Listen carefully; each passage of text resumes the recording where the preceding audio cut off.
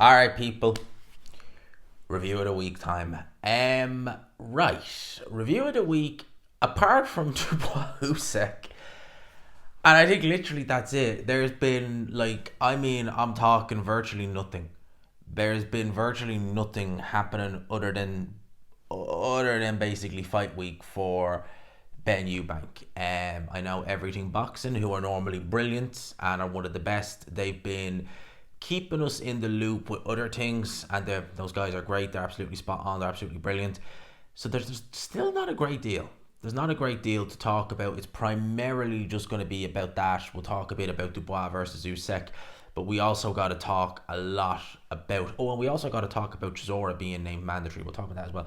But first, we got to go and review the rest of the card. Now, I have to say, right, I loved the way they did this card, in a sense of there was no dilly dallying. One of the reasons why I do live watch alongs, and I tend to do them later than others, is because I remember getting stung with that Fury and Ngannou card nearly 2 years ago now, where I think that's one of my longer streams, where all the fights ended early on that. They were all heavyweight fights. They all ended early, and I kid you not, it was probably roughly nearly an hour and a half between the co-main, which was Wardley versus David Alaye, which ended in 7 rounds. It was well over an hour between that and the main event, which was complete and utter nonsense. It really was. I've ever since then I've always been like, better not do it too long, because it's a long ass time filler. This was not like that. I mean, they got on with these fights, boom, boom, boom, boom, boom. They really did. They weren't dilly dallying around. Obviously, there was a curfew in the stadium as well, so that does kind of contribute to the fact that they need to get on with it. But the card itself, it had some. Do you know what? Right, there was some fights that turned out better than I thought they would, and then there was other fights that on paper I thought would be better, but they were not to knock the fighters, but they weren't entertaining as such. But let's start from the top down, or bottom down. Or bottom up. I should really be saying. CBS, Brandon Glanton, a lot of needle with these two guys. Didn't like one another going into it. They were friends after. It was weird because CBS, to me, he looked fairly gassed. Really, after a round, he looked fairly gassed. But he was able to get into a nice rhythm. He clearly was the better school of the two. He clearly had the higher ceiling of the two, and it really showed. He was able to win this fight on points. Brandon Glanton appeared to have issues with his boots. He seemed to... Now, the Fatal Fury logo, we've been seeing that. Barry Jones alluded to it on commentary. We seem to be having a lot of issues with not just that, but other shows. Not even, Saudi shows. You've seen it on a couple of Boxer and Frank Warren and Eddie Hearn shows with the ring campuses. They're full of sponsorships now. A lot of fighters have been tripping, or certainly losing their footing over it. And Brandon Glanton seemed to have that issue with, I forget what shoes boxing boots he was wearing, but he certainly had some issues with them. Minor detail, it wouldn't have won him the fight either way. CBS back in the winners column. I think CBS still has another run in him. CBS is one of those fighters, when you look at him, you can tell he's not the most naturally gifted. It's not me having a go at him in the slightest. He's not one of the most naturally gifted fighters you'll ever see, but he has gotten by on pure and utter dedication, hard work, knit and grit, and dedication. And I quite like to see that. It tells me that if you are one of these fighters who is not gifted with, Roy Jones athleticism or something like that, you can still make something of yourself in boxing. You can still do something. You just got to be willing to work at it. And CBS is clearly one of them. Leaves no stone unturned. Chev Clark versus Vidal Riley. On the paper, I thought this would be a better fight than it was.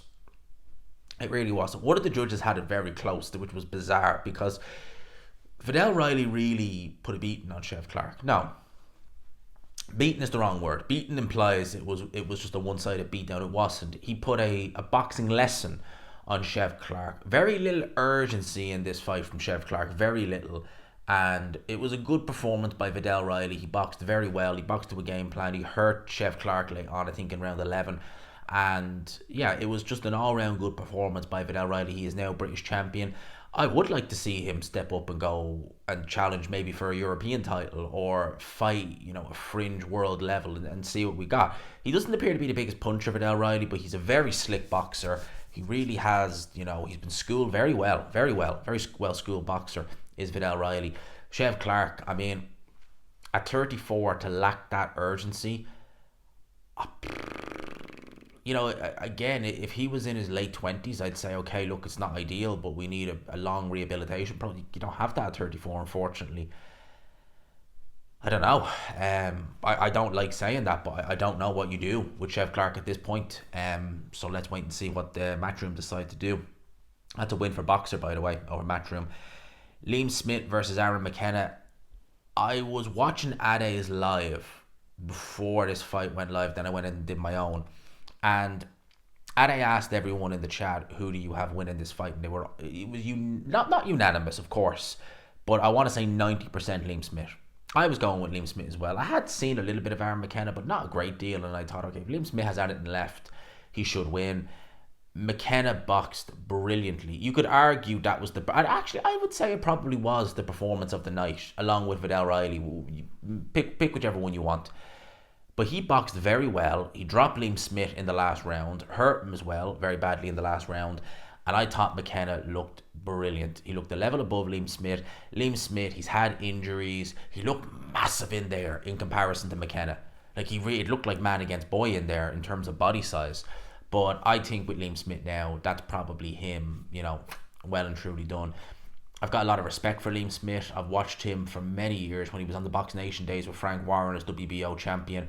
I've seen the overwhelming majority of his fights. I even saw that fight he had over in Russia a couple of years ago, which he won, but he didn't get the nod in. So I've seen Liam Smith throughout the course of his career, as I have all the Smith brothers. I've seen Paul Smith, like when he fought Andre Ward, Arthur Abraham in Germany. I've seen Stephen Smith, remember that knockout defeat against Lee Selby all those years ago. So I have a lot of respect for the Smith family. They are an absolute, treasure trove of, boxing royalty at this stage. So credit to Liam Smith. If he does call it quits, I think he probably should, based off that performance, to be honest with you. He took a beating in there and he's got really nothing left to prove. So big up to Aaron McKenna though every time. Anthony Yarde, Lyndon Arthur. I have to give Lyndon Arthur an apology. I didn't give him enough credit in my post-fight review. And I didn't. I was more critical of Anthony Yarde than I was praising of Lyndon Arthur, and I should apologise to Lyndon Arthur for that 100%. Lyndon Arthur boxed very well. He to me early on, he did show a little bit of intrepidation. Again, he'd been stopped by this guy the last time they met, and I think there was that little bit of worry there, what happens this time? Once that subsided, he got into his boxing. His jab was Lyndon Arthur's jab is a weapon. That's a world-class jab. It's a world-class jab he just doesn't have any other world-class attributes, unfortunately.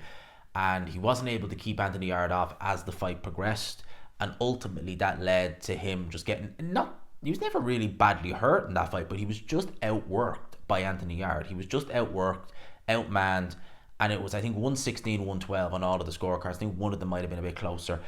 And I tend to agree, I concur with that scorecard. Arthur had his moments, but Anthony Yarde had more of them, and he just was more willing to grab the bull by the horn. There's talk that he is going to look to challenge the winner of Beterbiev Bivol in the trilogy fight. We're going to have a fight in between and have it against Boazzi or have it against Smith. But either way, I think that serious changes need to be taking place in Team Anthony Yarde, because he's stagnating and he's at an age where you can't afford that. But maybe he's at an age now where even if he changes trainer and he goes to a Shane McGuigan, a Ben Davis and a Grant Smith, maybe he's at an age now that it won't make a blind bit of difference. But if it adds even 1%, maybe a few years ago it could have added 5-10%. Maybe if it just adds 1% now, that should be enough to at least do something, because he's gone as far as he's going to go with Tunde. I'm sorry, he just has. He's not going to improve anymore. He's literally going to bring nothing to the table staying with Tunde. Tunde brings nothing to the table. He really doesn't. He's done great with what he's had and how far he's gotten him. But right now, it's just like, look, enough's enough. You're not improving. If at it and you're stagnating, either that or you're actually regressing as a fighter, potentially. So he needs to move on. He should have done it all those years ago when he lost that first fight. But look, Anthony Yarde is choosing loyalty. I get that, and I respect it to an extent. But loyalty in boxing, listen, Tunde can carry on training fighters after you've retired. As can Ben Davison. Frank Warren, Eddie Hearn can promote fighters long after you retired. Boxing media, we can all go on for years and years and years. You've only got maybe 2 more years at your absolute best to make the money and fulfill your potential. F loyalty. Do what's going to bring the best out of you. So that's what I got to say to Anthony Yarde. And then we get to the main event. Obviously, what more can I say that's not already been said about this main event? How good it was! It was. I'm smiling because I watched it again this morning. I'm smiling because it's just, oh man, that whole, like, everything about that just had a different feel to it. The fight, seeing, because obviously I watched it on the zone and we saw the arrival of Chris Eubank Jr. We saw that big Jeep arrive and out it came Chris Eubank Sr. with his son. And that was such a good moment to see. It really was. That was such a good moment to see. Andy Clark, if you watch it on Sky, they didn't know he actually arrived with Senior. They only seen it when they were leaving the lift.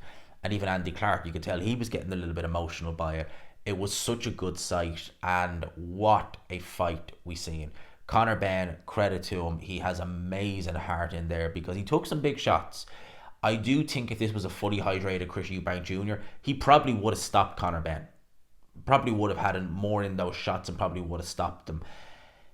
It was a phenomenal fight and I'd be happy to see it again. And this fight right here, it will take some serious beating in terms of fight of the year. This to me is fight of the year, and if something tops this, it will take some beating because this is one of the best fights I've seen in the UK in a long time. In a long time. I think maybe the last time I seen a fight that had me on the edge of my seat like this in the UK was maybe Lee Wood, Mick Conlan. I actually prefer this fight to that. I do. That was a great fight, but I actually prefer this because this just, at the time it just went like that. It was brilliant. Honestly, it was brilliant, and we're hearing that there's going to be a rematch potentially in September. Now, Turki Al Sheikh, to his credit, has said September is the date he wants, but obviously, if one or both of them are injured, and we know Chris Eubank Jr. has had a broken jaw, he's not going to push to, just get a wounded guy in, like that and have the fight. No, he wants to do it again, but he wants to do it at the right time. For me, if Chris Eubank Jr. does decide to go ahead with this rematch, well, as far as I'm concerned, you're now the A. Well, you were already the A side in my opinion, but you are well and truly established as the A side now. And for me, there should be no rehydration clause. There shouldn't have been one to begin with. There really shouldn't have been. I think the people going around acting like if Conor Benn would have won, it would have been a seismic win and this, that, and the other. Man was so confident he needed a smaller ring, he needed a rehydration clause, he needed to get Billy Joe, and people just ignore all that. They ignore all that and act like, oh well, Conor. No. He was not the reason, Chris Eubank Jr., that the first proposed date fell through. He was not the reason it fell through. It was nothing to do with him. He was just there. He was the innocent bystander. He didn't do anything. So why should he have to go and bend the knee to Conor Benn and Eddie Hearn and take all these concessions in order to make this fight happen? He did it, and I got to ask questions of his team for doing that. But this time around, it's all on Chris Eubank Jr. If he doesn't want to weigh in the next morning, 10 pounds, he doesn't have to. There's no rehydration, no fines.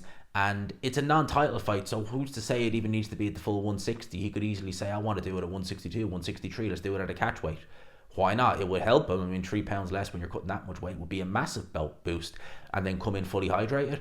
I think that if he did do that, I'd pick him even more confidently this time. And I think and quite frankly, as I said, I think he's earned the right to do that. I think he's earned the right to be able to say, jog on Eddie Hearn, jog on Conor Benn, you ain't dictating to me, I'm dictating to you. These are my terms, take it or leave it. That's it.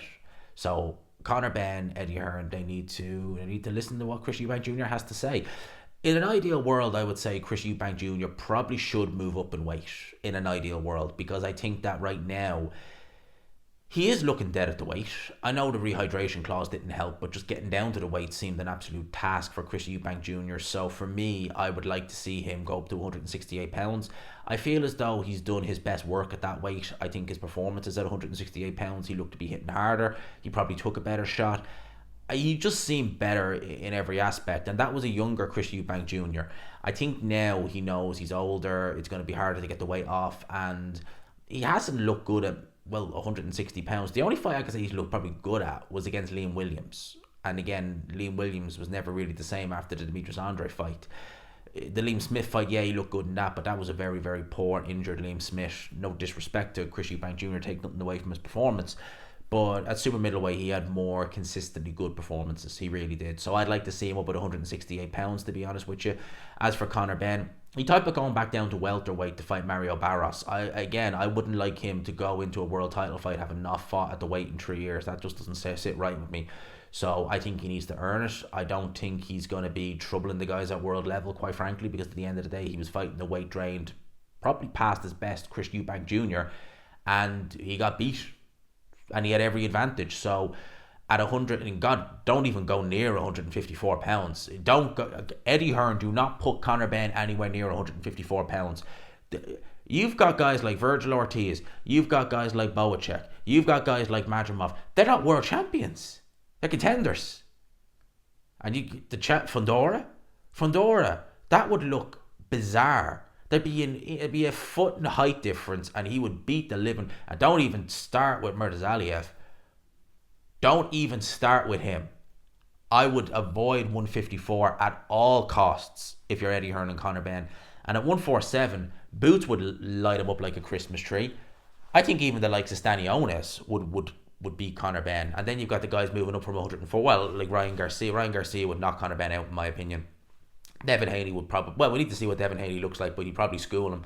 So, Josh Taylor, Eko Usman... No. I don't know where Conor Benn's ceiling is, but I can't see him winning a world title, to be honest with you. That's really my thoughts on the event. In terms of the boxing news as such... Obviously, the Ring Magazine, Mike Coppinger, have reported that Daniel Dubois looks set to challenge Alexander Usyk in a rematch on July the 19th. That will be in Wembley Stadium. Now, obviously, we got the announcement last week that the Ring Magazine are doing, and just want to say, brilliant show by the Ring Magazine. Full credit to them. I know I do a bit of work with them in terms of contributing content to them, but seriously, objectively speaking, I enjoyed it. I thought the production was very good. I liked what I seen. So if this is the standard we're getting from the Ring Magazine, more to it. I'm really excited for what they're doing moving forward. And they are a good bunch of people to do a bit of work with. I've got a lot of time for them, and they've been very good to me. So shout out to the Ring Magazine every single time. In terms of Dubois versus Usyk, obviously they don't want to do them both on the same day. They're obviously going to want to give Usyk Dubois too. It will be for Undisputed, the red carpet treatment. They want to roll out that red carpet for them. They don't want them to be sharing the grand arrivals, the public workouts and all that with the card that's going on in America. And Frank Warren will have to be in, obviously Hamza Sheeraz is his guy, so where is he going to be? So it makes sense to move that to July the 19th. In terms of who I think will win the fight, I've said it once and I'll say it again. I think it's an Alexander Usyk victory again. I think he'll be two-time Undisputed, but Daniel Dubois, I wouldn't rule him out. He's certainly improved a lot since their last fight 2 years ago, and he is full of confidence. He's got bags of confidence. He's always hitting hard, but he's hitting extremely hard. There's so much to like with this fight, and I really truthfully can't wait for it. I look forward to the announcement. I suspect... I haven't got a date on the announcement, but I have spoke with some people at the Zone, and they said it's coming, and I'll be hopefully going to the press conference, most likely in London. So look forward to that. So expect an announcement very soon on this fight, and again, I'm truthfully looking forward to it. I think it's going to be epic. I think it's going to be a good showdown. It's going to be more competitive than it was the first time, because the first fight really wasn't competitive. It was Alexander Usyk pretty much shutting Dubois out, apart from a moment in the fifth round where Usyk got hit low. It was Usyk, and it was Usyk throughout. So that's an interesting fight in of itself. But what I really am stumped at is the IBF. So the IBF last week ordered Frank Sanchez versus Filip Hrgovic in a final eliminator to determine the mandatory, but they've gone and they've ordered Dubois to make a defence against Derek Chisora. He will obviously be given an exemption for this, because obviously he's going to fight the Alexander Usyk rematch. But Derek Chisora is just... In 2025, Chisora is mandatory challenger for the IBF Heavyweight Championship of the world. I'm just going to say that again. In 2025, Derek Chisora is IBF mandatory challenger. Still don't make sense. Still can't quite believe it, but that is apparently the case. I